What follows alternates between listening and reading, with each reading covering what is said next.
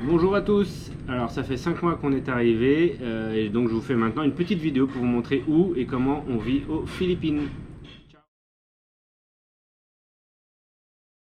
Les Philippines sont composées de 3 grandes régions administratives, Luzon, Visayas et Mindanao. Catanduanes appartient à la région de Luzon, à l'est de Manille. On y accède via ferry par la ville de San Andrés ou via avion depuis Manille. On arrive à la capitale de Catanduanes qui est Virac.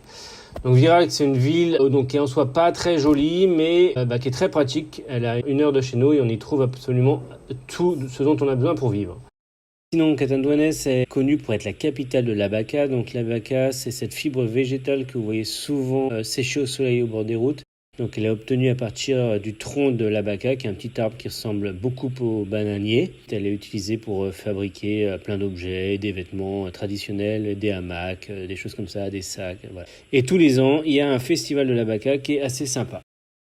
On a aussi quelques jolis vestiges de l'occupation coloniale espagnole. L'atout numéro 1 de Catanduanes, c'est sa nature. On a beaucoup de précipitations, donc du coup on a une nature hyper verdoyante, très luxuriante, avec beaucoup de biodiversité.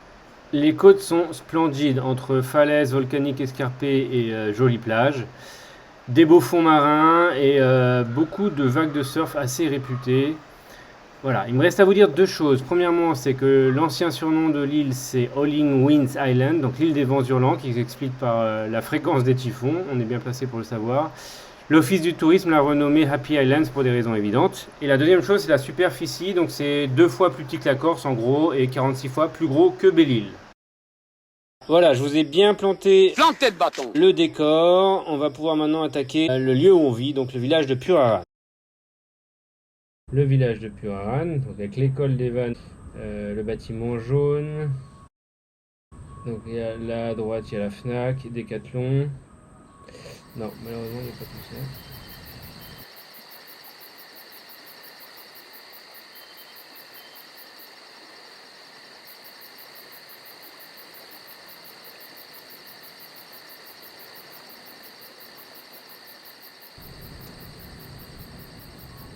Et voilà le terrain de jeu pour le surf, le kayak, la natation. On est orienté plein est, donc on a le soleil qui se lève en face. On a le soleil qui se lève exactement derrière ces collines. Voilà par quoi on est entouré, donc je vous refais. Donc c'est très très vert. Là c'est bon 4 jours après le typhon, donc on a perdu beaucoup d'arbres, mais ça reste super vert.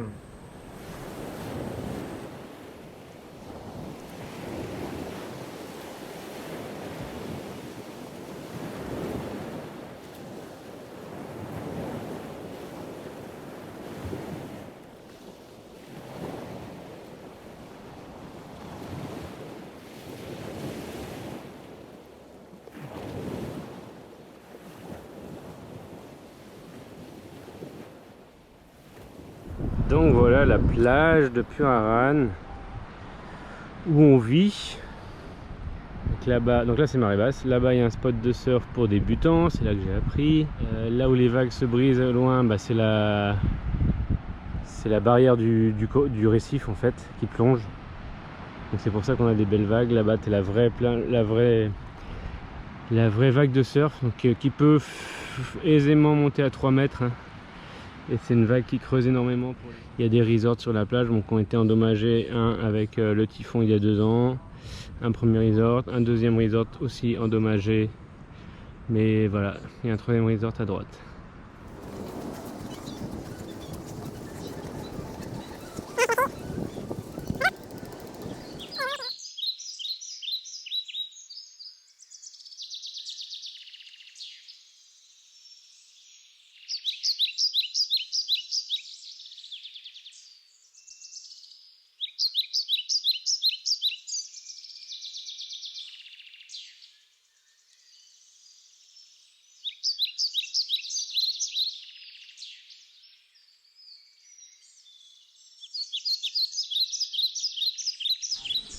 Visite de la maison.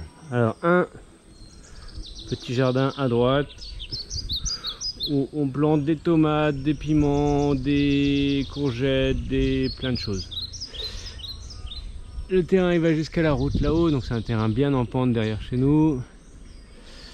Mais avec cette petite partie de jardin, le garage. Là c'est une entrée secondaire, mais donc on utilise beaucoup, qui est un peu l'endroit où on se met quand il y a beaucoup de soleil ou de la pluie. On est peinard, on est abrité. Je vous fais l'extérieur. La porte d'entrée principale ici.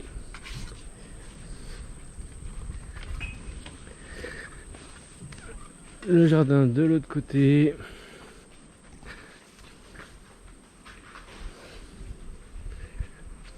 Voilà, qui monte toujours jusqu'à la route.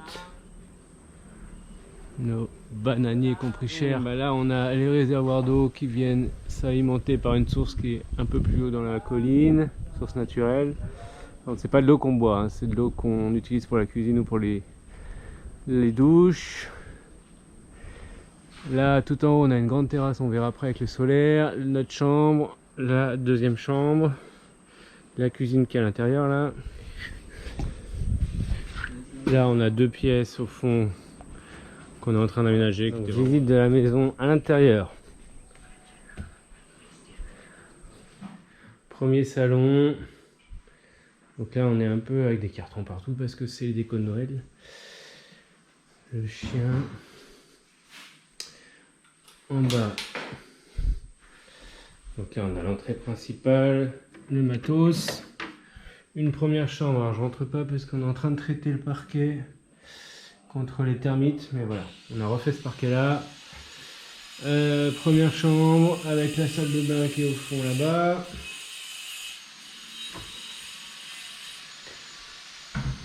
Notre salle à manger. Voilà, frigidaire. Et là c'est la cuisine pour l'instant, qui est un peu petite. Ensuite, au premier étage. Donc là on monte. Oui, alors faut pas regarder le côté rangement parce que là on est toujours un peu après typhon, donc on n'a pas vraiment très bien rangé, mais voilà.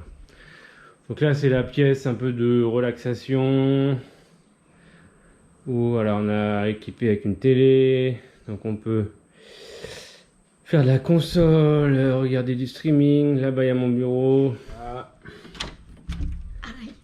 Ah, ma fille.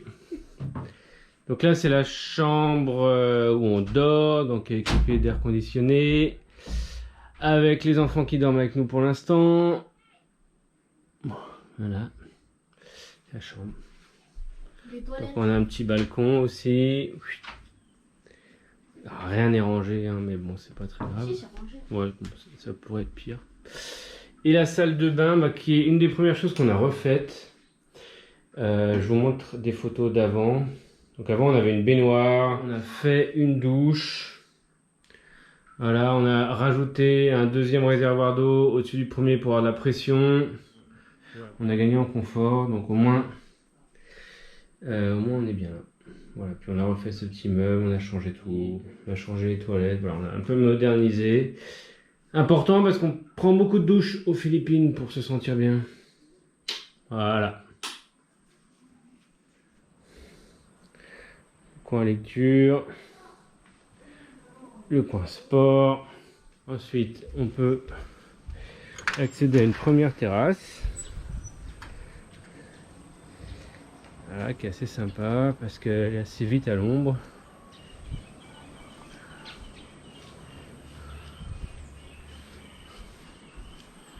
Et ensuite on a accès à une seconde terrasse tout en haut de la maison.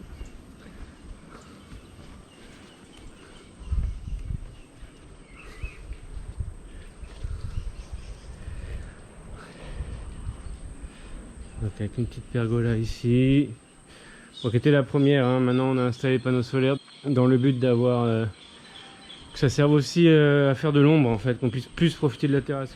On n'a pas encore totalement aménagé, hein, mais on le fera. Là on a quand même une vue plutôt cool sur l'océan. Donc au niveau des travaux, on a fait donc la salle de bain comme vous l'avez vu qui était importante pour avoir du confort. On a fait On a fait le solaire, comme vous l'avez vu sur la terrasse, pour avoir de l'électricité. Alors solaire, on a une batterie qui est planquée derrière.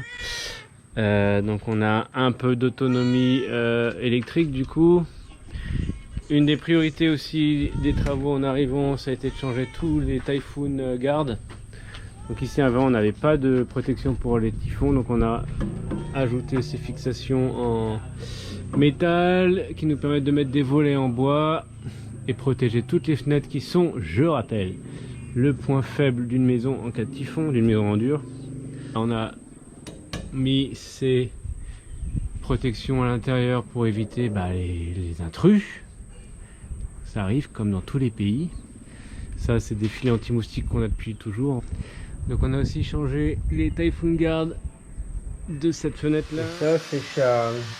Oh, C'est coucou chouchou. Regarde. ça c'est David. Voilà, vous savez tout maintenant sur la manière dont on vit sur notre plage ici. Donc cette maison, c'est là où on vit, mais en fait le projet véritable, c'est de développer un autre terrain qui se situe à 300 mètres à vol d'oiseau d'ici. Donc je vous montrerai dans les prochaines vidéos en fait comment on souhaite développer ce terrain et ce qu'on y fait déjà actuellement et le projet globalement là-bas. Allez, à la prochaine, ciao!